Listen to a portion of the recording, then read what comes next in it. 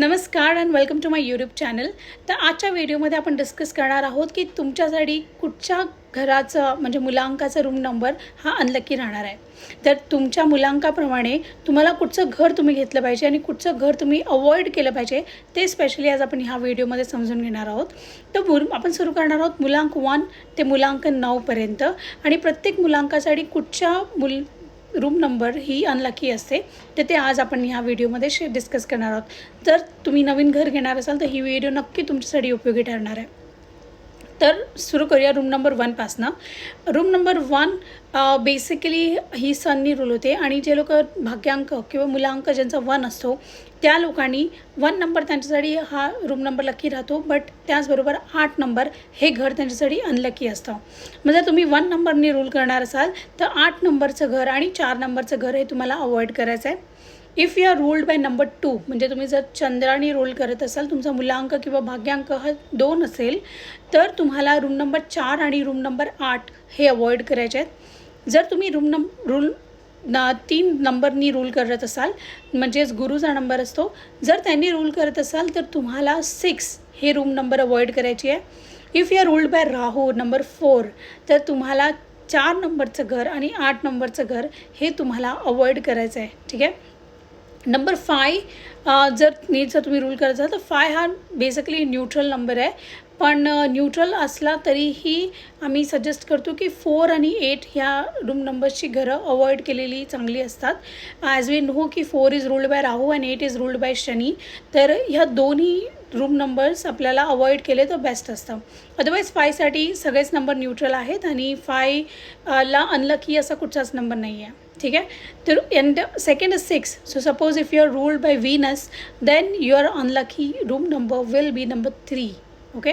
If you are ruled by Ketu number 7 then room number 1, but 1 is not that anti which is okay 50%, but the most anti number for room number 7 will be number 9. okay. So basically जर तुम्ही 7 ने rule करत असाल तर तुम्हाला 9चं घर avoid करायचं आहे आणि 1. okay. And if you are ruled by 8, if you are ruled by Shani then you should avoid room number 1 and 2 of course. 1 आणि 2 तुम्हाला अवॉइड करायचे आहेत. If you are ruled by number 9 then तुमच्यासाठी unlucky house असेल number 4 and number 7. Okay. So 4 and 7 is anti for 9 number. मग जर तुम्ही 9 नंबरचे असाल तर 4 7ला नाही ॲक्सेप्ट करू शकत, म्हणजे will not give that good results to you. Okay. So this are the certain numbers. ह्याची तुम्हाला काळजी घ्यायची आहे घरं घेताना की ह्या नंबर्सची घरं तुम्ही अवॉइड केली तर तुमच्यासाठी चांगलंच आहे. आता आपण असं म्हणू शकते की घरामध्ये 4 लोक असतात तर आम्ही 4ही लोकांच्या फेवरेबल रूम नंबर नाही घेऊ शकत मुलांकाप्रमाणे. तर तुम्हाला ॲटलिस्ट त्या घरातला जो कर्ता पुरुष आहे त्याच्यासाठी जो फेवरेबल घर असेल ते घेतलं तर बेस्ट आहे आणि जे फेवरेबल नाही आहे ते अवॉइड केलं तर बेस्टच आहे. ओके. जरी आपण ओव्हरऑल मी म्हटलं की 4 आणि 8 हे रूम नंबर आपल्याला नेहमी अवॉइड करायचे आहेत, पण बऱ्याच लोकांना कॅल्क्युलेशन करताना डिफिकल्टी होते की नक्की रूम नंबर कसा कॅल्क्युलेट करतात.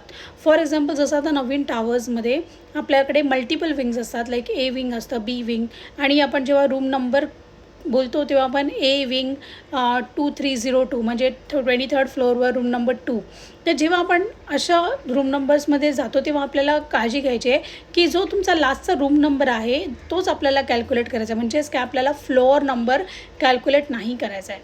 So for example let's say तुमचं घर 1912 असेल तर 19th must be your floor number, right.